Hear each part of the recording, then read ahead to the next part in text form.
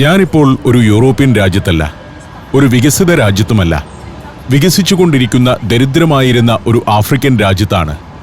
കിബൂക്ക 30 എന്നിവിടെ എഴുതിയിരിക്കുന്നതിൻ്റെ അർത്ഥം 30 വർഷത്തെ സ്മരണകൾ എന്നാണ്. ഇവിടെ നടന്ന വമ്പൻ കൂട്ടക്കൊലയുടെ, വംശഹത്യയുടെ 30ാം വർഷത്തിലാണ് ഞാൻ റുവാണ്ടയിൽ എത്തിയിരിക്കുന്നത്. 94-ൽ ഈ രാജ്യത്തെ ടുട്സി എന്നു പറയുന്ന ഒരു ഗോത്രത്തെ ഇല്ലായ്മ ചെയ്യാൻ നടന്ന കൂട്ടക്കൊലയിൽ 100 ദിവസം കൊണ്ട് 15 ലക്ഷത്തോളം ആളുകളാണ് കൊല്ലപ്പെട്ടത്. അവരുടെ കൂട്ടക്കുഴിമാടങ്ങൾക്ക് മുകളിലൂടെയാണ് ഞാനിപ്പോൾ നടക്കുന്നത്. മൃതദേഹങ്ങൾ പിന്നീട് പലയിടത്തു നിന്ന് കുഴിച്ചെടുത്തുകൊണ്ടുവന്ന് സംസ്കരിച്ചിരിക്കുന്ന കൂട്ടക്കുഴിമാടങ്ങളാണിത്. അതിന്മേൽ ഈ അടുത്ത ദിവസങ്ങളിലും ആളുകൾ പുഷ്പചക്രങ്ങൾ സമർപ്പിച്ചിരിക്കുന്നു. ബന്ധുക്കളാവാം, കാരണം 30 കൊല്ലമേ ആയിട്ടുള്ളൂ. അന്ന് മരിച്ചവരുടെ സഹോദരങ്ങളും മാതാപിതാക്കൾ പോലും ഇന്ന് ജീവിച്ചിരിക്കുന്നുണ്ട്. ഈ കൊണ്ടുവന്ന് വെച്ചിരിക്കുന്നതെല്ലാം ഫ്രഷായ പൂക്കളാണ്. 10,000-കണക്കിന് ആളുകളാണ് ഈ ഒരൊറ്റ സ്മാരകത്തിൽ തന്നെ സംസ്കരിക്കപ്പെട്ടിരിക്കുന്നത്. റുവാണ്ട എന്ന രാജ്യത്തിന്റെ കിഗാലി എന്ന തലസ്ഥാന നഗരത്തിലെ കൂട്ടക്കൊല സ്മാരകത്തിലാണ് ഞാനിപ്പോൾ നിൽക്കുന്നത്. ഇവിടെ 3-4 തട്ടുകളായി ഒരു പ്രദേശമാകെ മനോഹരമായി ഒരുക്കിയിട്ടിരിക്കുന്നു. പൂക്കൾ പലയിടത്തും വെച്ചിട്ടുണ്ട്. ഇവിടെ അടക്കപ്പെട്ടു എന്ന് കരുതപ്പെടുന്ന ആളുകളുടെ ബന്ധുക്കൾ സമർപ്പിച്ച പൂക്കളാണ്. അവർ കൊല്ലപ്പെട്ടത് എന്നാണെന്ന് പലർക്കും അറിയില്ല. കാരണം ഹുട്ടു വംശജർ പിടിച്ചുകൊണ്ടുപോയ ടുട്സികൾ പിന്നീട് പലയിടത്തും അനാഥ ശവങ്ങളായി തീരുകയാണുണ്ടായത്. അന്ന് വലിയ ശവപ്പറമ്പുകളായിരുന്നു ഈ കിഗാലി നഗരവും റുവാണ്ടയുടെ ഓരോ ഗ്രാമങ്ങളും പട്ടണങ്ങളും. 15 ലക്ഷം ആളുകൾ 100 ദിവസങ്ങൾ കൊണ്ട് കൊല്ലപ്പെട്ടു എന്നത് എത്ര ഭീകരമാണെന്ന് ആലോചിച്ചു നോക്കൂ. എവിടെയും ശവങ്ങൾ മാത്രം. പട്ടികൾ ആ മൃതദേഹങ്ങൾ കടിച്ചു വലിച്ചുകൊണ്ടിരുന്നു. പിന്നീട് ഇവിടേക്കെത്തിയ UN പീസ് കീപ്പേഴ്സ് വന്ന് ആദ്യം ചെയ്തത് പട്ടികളെ കൊന്നൊടുക്കുകയായിരുന്നു. കൂട്ടക്കൊല നടന്ന് കുറേ വർഷങ്ങളോളം ഈ രാജ്യത്ത് പട്ടികൾ ഇല്ലായിരുന്നുവെന്നോർക്കണം. കൊല്ലപ്പെട്ടത് ആരൊക്കെയെന്ന് ആളുകൾക്കിപ്പോഴും നിശ്ചയമൊന്നുമില്ല. പക്ഷേ കൊല്ലപ്പെട്ടു എന്ന് സൂചനയുള്ള കുറേ ആളുകളുടെ പേരുകൾ ഇവിടെ ചുവരിൽ എഴുതി വച്ചിരിക്കുന്നു. അതായത് കാണാതെ പോയവരെല്ലാം കൊല്ലപ്പെട്ടവരായി മാറി. ചിലരൊക്കെ രാജ്യം വിട്ടു പോയിട്ടുണ്ടാകാം. ഏതായാലും 15 ലക്ഷത്തിൽ കുറയാതെ ആളുകൾ കൊല്ലപ്പെട്ടു എന്നാണ് ഏകദേശ കണക്ക്. ഈ സ്ഥലത്ത് സംസ്കരിച്ച ആളുകളുടെ പേരുകളാണ് ഈ ചുവരിലുള്ളത്. ആയിരക്കണക്കിന് പേരുകളുണ്ട്. നമ്മുടെ ഹൃദയത്തെ നടുക്കുന്ന സ്ഥലത്തേക്കാണ് ഈ രാജ്യത്ത് വന്നിറങ്ങി ആദ്യം തന്നെ ഞാൻ വന്നിരിക്കുന്നത്.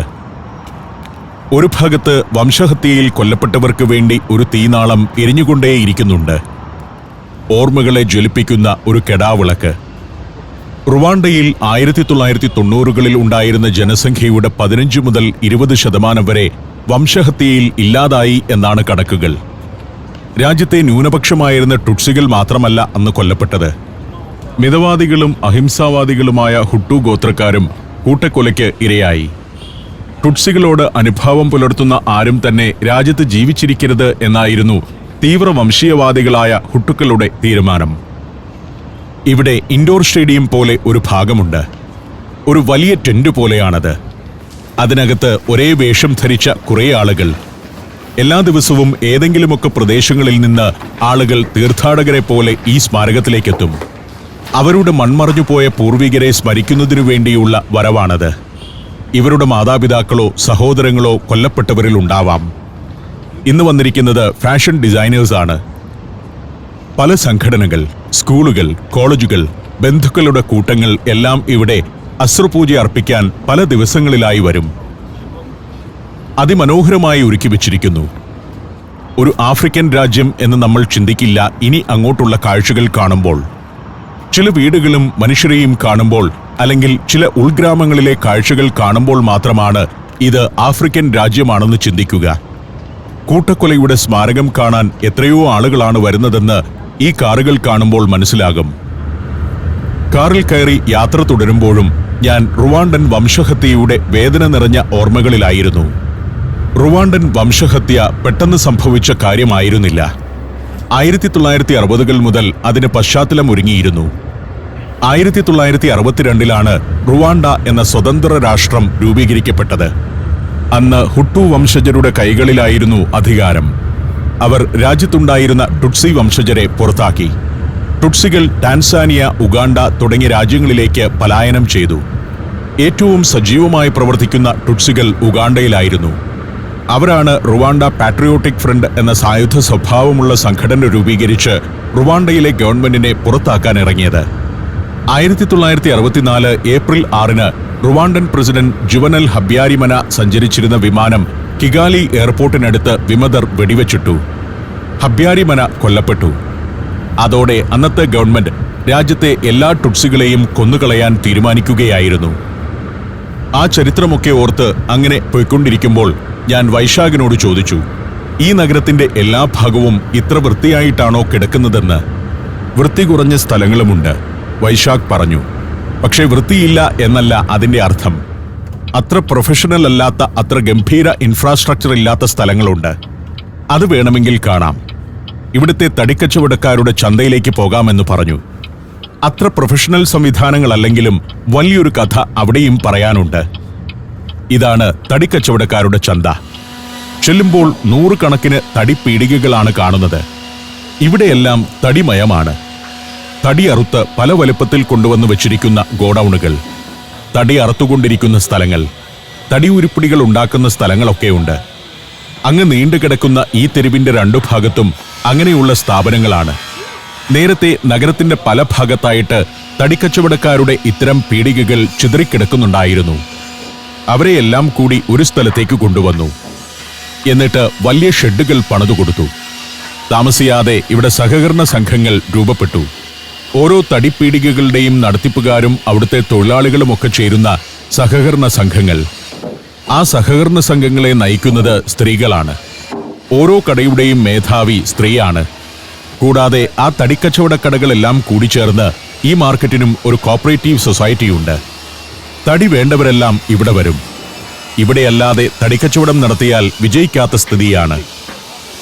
ഈ തടികളിൽ വലിയൊരു ഭാഗവും കോങ്കോ എന്ന രാജ്യത്തെ വനപ്രദേശങ്ങളിൽ നിന്ന് കൊണ്ടുവരുന്നതാണ്. റുവാണ്ടയുടെ പല ഭാഗങ്ങളിൽ നിന്നുള്ള തടിയും ഇവിടെ വരുന്നുണ്ട്. എങ്കിലും ഏറ്റവും കൂടുതൽ തടി വരുന്നത് കോങ്കോയിൽ നിന്നാണ്. ഈ സ്ത്രീയുടെ പേര് ചോദിച്ചു. അറീസി എന്നാണ് പേര്. അറീസി ഇവിടുത്തെ ഒരു ലീഡറാണ്. അതായത് ഒരു സഹകരണ സംഘത്തിന്റെ തലപ്പത്തുള്ളയാൾ. വളരെ ശാസ്ത്രീയമായിട്ടാണ് ഇവിടുത്തെ ഇത്തരം ബിസിനസ്സുകളിലൊക്കെ ഗവൺമെന്റ് നിയമങ്ങൾ കൊണ്ടുവന്നിരിക്കുന്നത്. ഇത്തരം സഹകരണ സംഘങ്ങളുടെയൊക്കെ ചുമതല ഏൽപ്പിക്കുന്നത് സ്ത്രീകൾക്കാണ്. കാരണം സ്ത്രീകൾ കാശ് കൃത്യമായിട്ട് സൂക്ഷിച്ചുകൊള്ളും. പുരുഷന്മാരെ ഏൽപ്പിച്ചാൽ ചിലപ്പോൾ അവർ ആ കാശ് മറിക്കും. ആഫ്രിക്കൻ പുരുഷന്മാരുടേതായ എല്ലാ ബലഹീനതകളും ഇവിടുത്തെ പുരുഷന്മാർക്കുമുണ്ട്.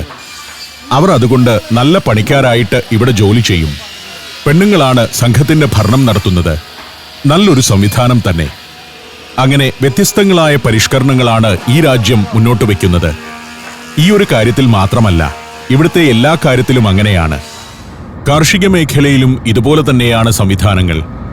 സഹകരണ സംഘങ്ങളാണ് കൃഷി നടത്തുന്നത്. മിക്കവാറും അതിൻ്റെയൊക്കെ അഡ്വൈസറായിട്ടോ പ്രസിഡന്റായിട്ടോ ഒക്കെ സ്ത്രീകളുണ്ടാവും. അതുകൊണ്ട് തന്നെ സാമ്പത്തിക കാര്യത്തിൽ ഒരച്ചടക്കം കൊണ്ടുവരാൻ അവർക്ക് കഴിയുന്നു. ആഫ്രിക്കൻ രാജ്യത്ത് കേട്ടിട്ടില്ലാത്ത ഇത്തരത്തിലുള്ള പുതിയ അറിവുകളിലേക്കാണ് ഇനിയുള്ള ദിവസങ്ങളിൽ സഞ്ചരിക്കാൻ പോകുന്നത്. മറ്റു രാജ്യങ്ങൾക്ക് മാതൃകയാക്കാവുന്ന ഒരു കോപ്പറേറ്റീവ് സംവിധാനമാണ് ഈ രാജ്യത്ത് നിലനിൽക്കുന്നത്. സമാന ജോലികൾ ചെയ്യുന്നവരോ ഒരേ തരം കച്ചവടം നടത്തുന്നവരോ സമാന ചിന്താഗതിക്കാർ തന്നെയോ ഒത്തുചേർന്നാൽ ഇവിടെ ഒരു കോപ്പറേറ്റീവ് രൂപീകരിക്കാം. ഇവിടുത്തെ അച്ചടക്കമില്ലായ്മ കാണാനാണ് കയറി വന്നതെങ്കിലും പുറത്തിറങ്ങുമ്പോൾ പുതിയൊരു ആശയമാണ് എനിക്ക് കിട്ടിയിരിക്കുന്നത്. ടാറിടാത്ത വഴിയും ടൈലിടാത്ത മുറ്റവുമൊക്കെയാണ്. ആഫ്രിക്കയുടെ ചുവന്ന മണ്ണിലൂടെയാണ് പോകുന്നത്. കാണാൻ വലിയ ചേലില്ലെങ്കിലും ഇവിടെ പുതിയ ചില പന്ഥാവുകൾ തുറന്നു വരുന്നുണ്ട്. പുതിയ ആശയങ്ങൾ രൂപം കൊണ്ടുകൊണ്ടിരിക്കുകയാണ് ഈ രാജ്യത്ത്. അതാണ് എന്നെ അത്ഭുതപ്പെടുത്തുന്നതും. തടിക്കച്ചവടത്തിന്റെ മാത്രമല്ല, സ്റ്റീലിന്റെയും ഹാർഡ്വെയറിന്റെയും കച്ചവട കേന്ദ്രം കൂടിയാണ് ഇവിടം. അത്തരം എല്ലാ കടകളും ഇവിടെയാണ് കേന്ദ്രീകരിച്ചിരിക്കുന്നത്. അവിടം പിന്നിട്ടു പോകുമ്പോൾ സമ്പന്നരുടെ വീടുകളുള്ളൊരു പ്രദേശത്തേക്കാണ് എത്തുന്നത്. പുൽമേടുകൾ, തോട്ടങ്ങൾ, വൃത്തിയുള്ള ഭാഗങ്ങൾ, വളരെ സമ്പന്നരായ ആളുകൾ താമസിക്കുന്ന വീടുകൾ. അതിമനോഹരമാണ് ഇവിടമെല്ലാം. കാരണം ഓരോ വീട്ടുകാർക്കും വീടും പരിസരവും വൃത്തിയാക്കിയിടുന്നതിന്റെ ഉത്തരവാദിത്വം കൂടിയുണ്ട്. അവിടം സൗന്ദര്യവൽക്കരിച്ചിട്ടിരിക്കണം. അത് നിയമമാണ്. ഏത് വിദേശിക്കും ഇവിടെ വന്ന് സ്ഥലം വാങ്ങാം, വീട് വയ്ക്കാം. പക്ഷേ ഒരു വീട് വെച്ചു കഴിഞ്ഞാൽ കൂടുതൽ സ്ഥലം വാങ്ങണമെങ്കിൽ അതിന് പ്രത്യേക അനുമതി വാങ്ങണം.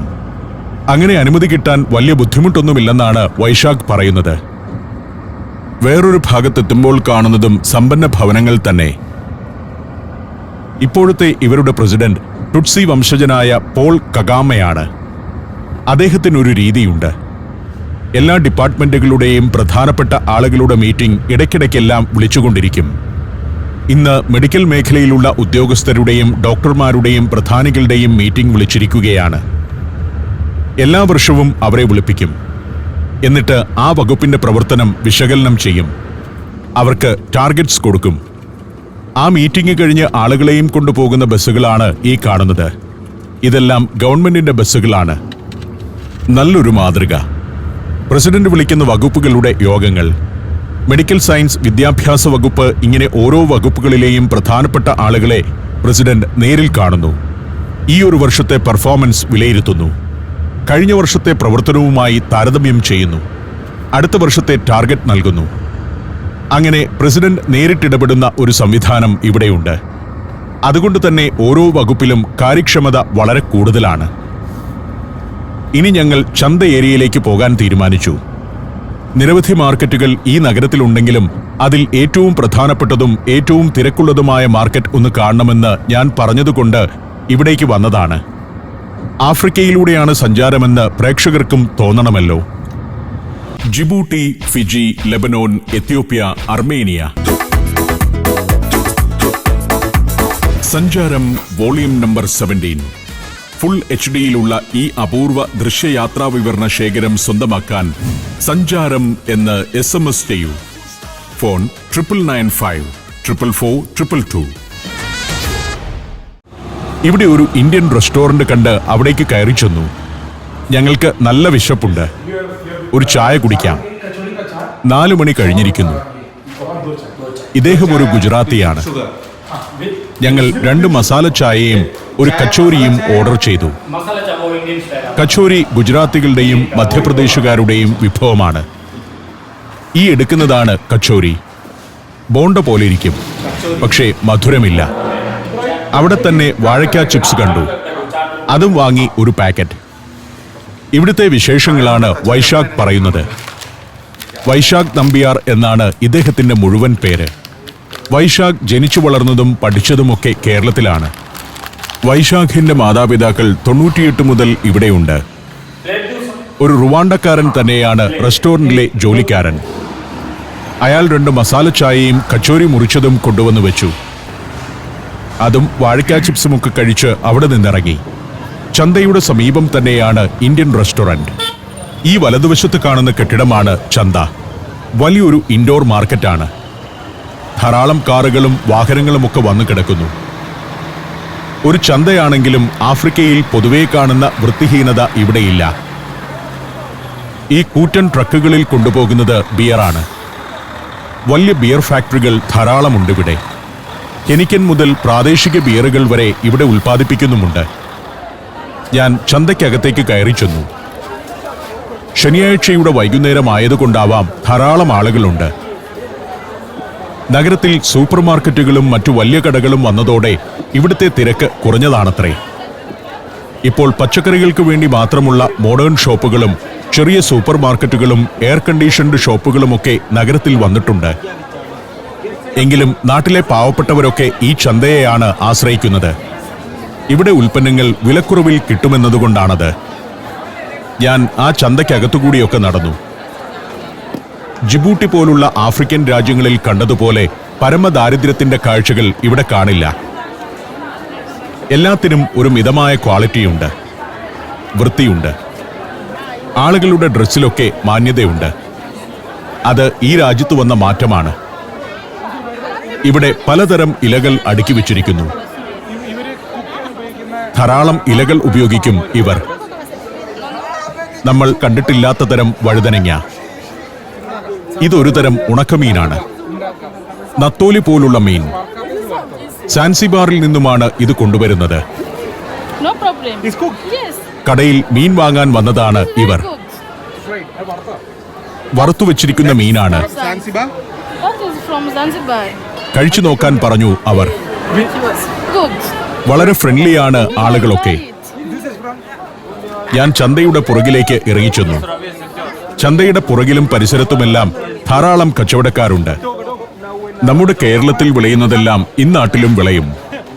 മാങ്ങ, പലതരം പച്ചക്കറികൾ, പഴങ്ങൾ, അങ്ങനെ പലതും.